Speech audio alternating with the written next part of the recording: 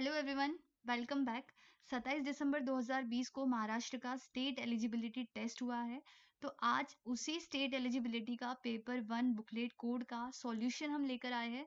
तो इस सॉल्यूशन को हम ज़्यादा लंबा नहीं खींचेंगे, टू द पॉइंट आंसर्स, कौन से क्वेश्चन का कौन सा आंसर होगा यही हम देखने वाले हैं। डिस्कशन जो होगा वो हम छोटे छोटे वीडियोस में डिस्कशन अलग से करेंगे, लेकिन आज के सेशन में रिवीजन बेसिस पे हमने सेशन रखा है। और आपको अगर आपके मार्क्स कितने आएंगे इस पेपर में ये अगर आपको चेक करना है तो ये सेशन आपके लिए बहुत ज़्यादा हेल्पफुल होने वाला है।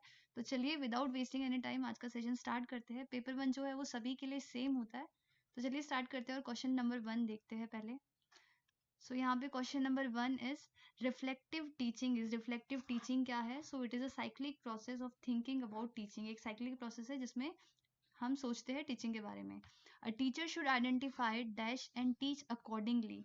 सो इसका correct option is B, that is individual differences among students. Swayam Prabha is a group of dash channels devoted to telecasting of high quality educational program। तो इसका आंसर होगा A option, that is 32 DTH। सो यहाँ पे इस साइड अगर आप देखेंगे तो इस साइड यहाँ पे हमें हिंदी में दिया हुआ है, मराठी में दिया हुआ है, और यहाँ पे in this side left hand side में हमें दिया हुआ है इंग्लिश में। तो अगर आपको मराठी ज़्यादा इजी लगती है समझने के लिए तो आप यहाँ से भी क्वेश्चंस पढ़ के आंसर दे सकते हैं। सो यहाँ पे क्वेश्चन नंबर 4 कहता है a traditional teaching support system include. तो a traditional teaching support system include करता है D, that is 3 dimensional model. A teacher goes through the students notebook and give remark, this is called, इसे क्या कहा जाता है? तो इसे कहा जाता है इवेल्युएशन।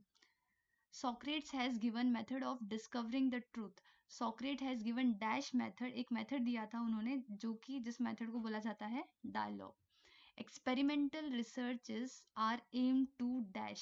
सो इसका जो एम होता है that is study the application of theory. Application of theory को स्टडी करना। limitations laid down by the researchers are called, उसको क्या कहा जाता है? So it is delimitations। For any frequency distribution 50th percentile and dash are same, ये दोनों चीजें सेम होती है। So the second one is median। So option B will be the correct option। Question number 10, a researcher uses data of an earlier research paper and publishes a new research paper। इसे ये क्या है, ये क्या चीज होगी? So it is unethical, यानी कि ये गलत है, इसे नहीं करना चाहिए। ये अलाउ नहीं होता किसी और के पेपर को चुरा के उसको पब्लिश करना, it is unethical. So question number 11 भी देख लेते हैं। यहाँ पे ये पैराग्राफ बेस्ड है क्वेश्चन, तो यहाँ पे आपको ये पूरा अच्छे से पढ़ लेना है, उसके बाद आपको आंसर देने हैं।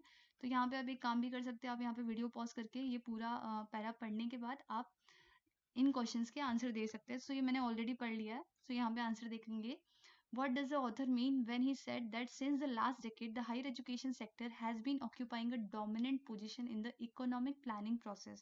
So इससे author कहना चाहते हैं कि comparatively more financial support is given to higher education sector during the last decade। Question number 12 भी देख लेते हैं। Question number 12 says the policy maker in India are taking steps to increase expenditure towards higher education sector because, क्यों? क्योंकि they aim at enabling India to match up to global standards। Question number 13, the attitude of the author towards teacher is, कैसा attitude है author का teachers की तरफ? So it is sympathetic। The author says that today a significant proportion of highly educated professional is stuck in a volatile academic ecosystem because, क्या reason है इसका? तो यहाँ पे reason है इसका, there is a lack of formal law to govern the terms and condition of contractual engagement of highly educated professionals। Next question भी देख लेते हैं। नेक्स्ट क्वेश्चन यहाँ पे दो स्टेटमेंट दी हुई है, सो यहाँ पे स्टेटमेंट पढ़ लो आप।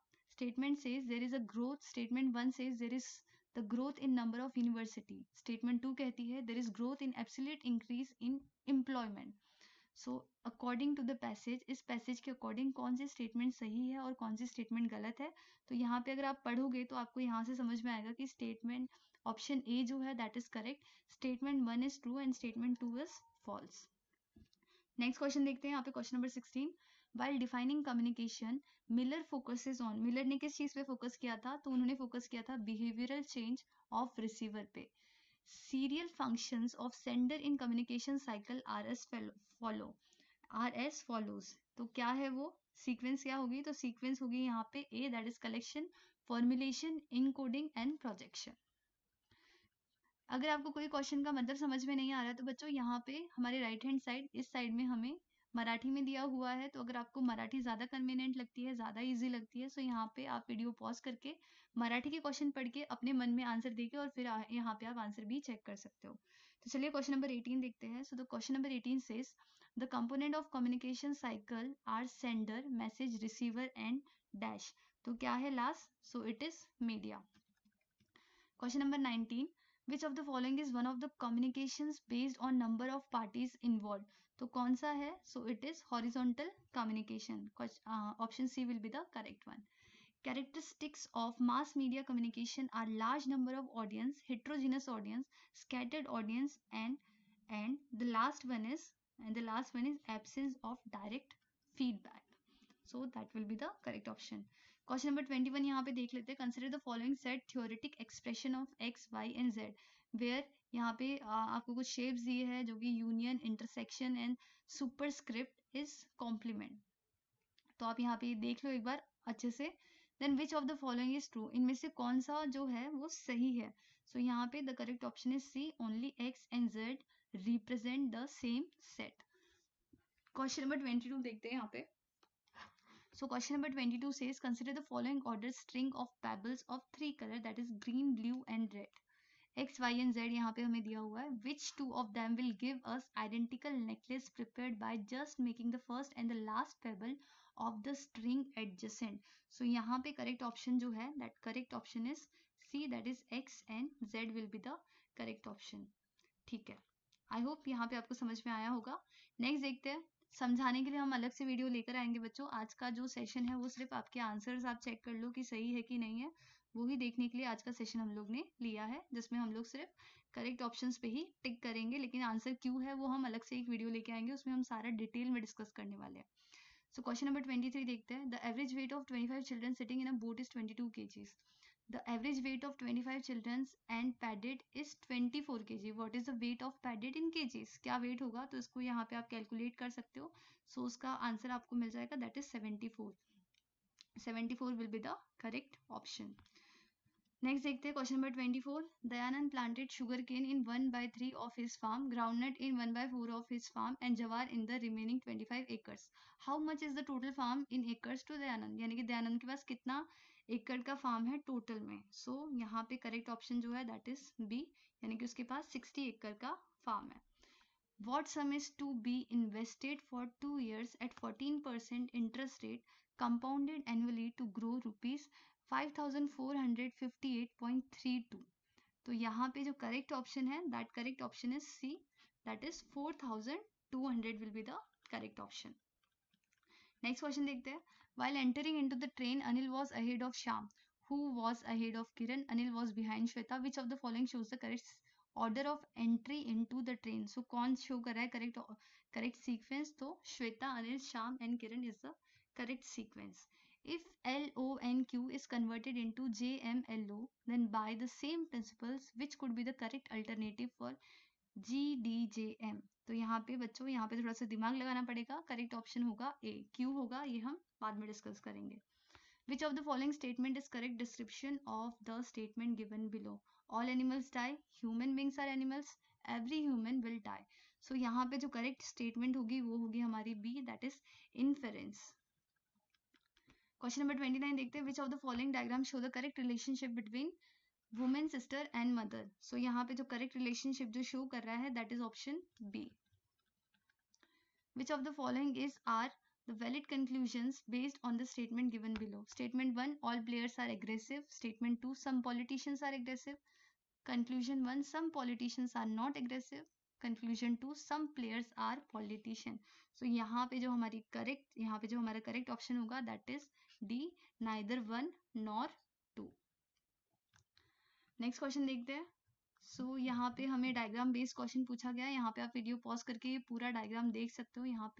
यहाँ से आप सीक्वेंस में पढ़ के यहाँ पे डायग्राम देखो, ऑब्जर्व करो और उससे रिलेवेंट यहाँ पे हमसे क्वेश्चन पूछे गए, हमें उसके आंसर देने हैं. तो चलिए स्टार्ट करते हैं क्वेश्चन नंबर 31.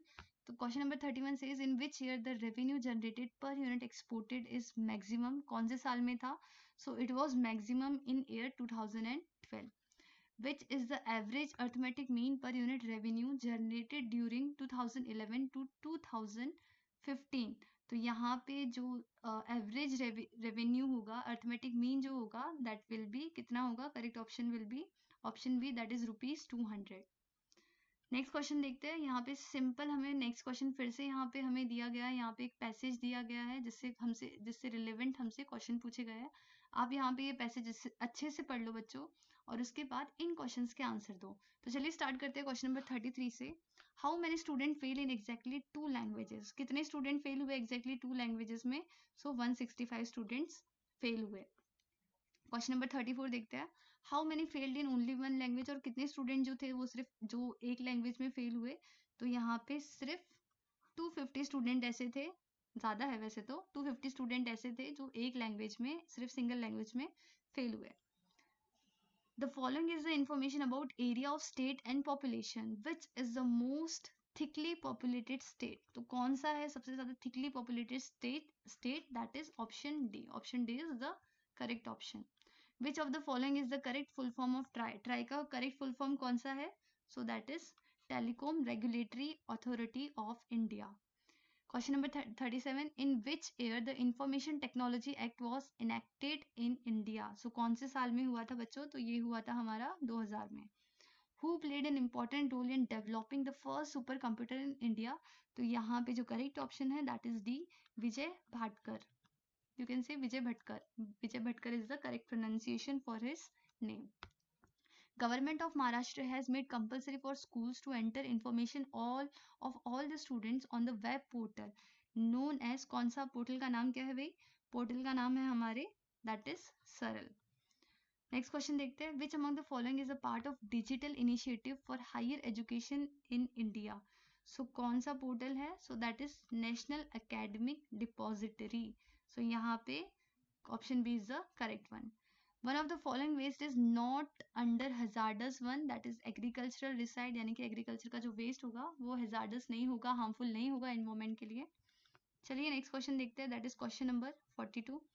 सो यहाँ पे question number 42 says UN Conference on Environment and Development in 1992 was held at, कहाँ पे हुआ था? So it held at Rio de Janeiro में हुआ था। Biomedical waste of human and animal tissues, organs and infected body parts are to be disposed using incineration, यानी कि high temperature पे उसको जला दिया जाता है। Landslide hazards are common in the hilly region due to किस वजह से होता है? लॉस ऑफ वेजिटेशन की वजह से होता है, लॉस ऑफ सॉइल की वजह से होता है, कटिंग ऑफ हिल स्लोप्स की वजह से भी होता है। सो यहाँ पे all of the above will be the correct option. So यहाँ पे D option is the correct one. Next question देखते हैं यहाँ पे। International Solar Alliances was established to promote the solar energy. Its headquarters is established at, headquarter कहाँ पे है इसका? तो इसका headquarter है that is गवालपहरी गुरुगांव में, गुरुगांव में है इसका headquarter. To receive the degree वसु, इस डिग्री को रिसीव करने के लिए learners was expected to learn minimum कितने साल इन गुरुकुल? सो यहाँ पे learners are expected to at least spend 24 years in Gurukul वसु वाली डिग्री लेने के लिए। The University Education Commission recommended that there should be minimum dash working days excluding examination days in universities and colleges. तो यहाँ पे correct option जो है that is 180 days. The main role of UGC in higher education is to, क्या है main role UGC का? तो main role UGC का है फंड्स प्रोवाइड करना यूनिवर्सिटीज को। National environmental engineering research institute that is NEERI is established at Nagpur Maharashtra, जो कि महाराष्ट्र में। Supreme court was directed in judgment given in 1991 to make the subject dash compulsory in college curriculum that is environmental study. Environmental study को supreme court ने compulsory subject बना दिया था। सो यहाँ पे हमने पेपर 1 का जो बुकलेट कोड का ए पेपर है उसका सॉल्यूशन हमने देख लिया। आई होप ये सॉल्यूशन आपके लिए बहुत ज़्यादा हेल्पफुल रहा होगा। अगर आपको मेरी एफर्ट पसंद आए तो मेरे चैनल को लाइक शेयर और सब्सक्राइब ज़रूर करें। जल्दी ही नेक्स्ट वीडियो के साथ ज़रूर मिलेंगे। Till then bye bye.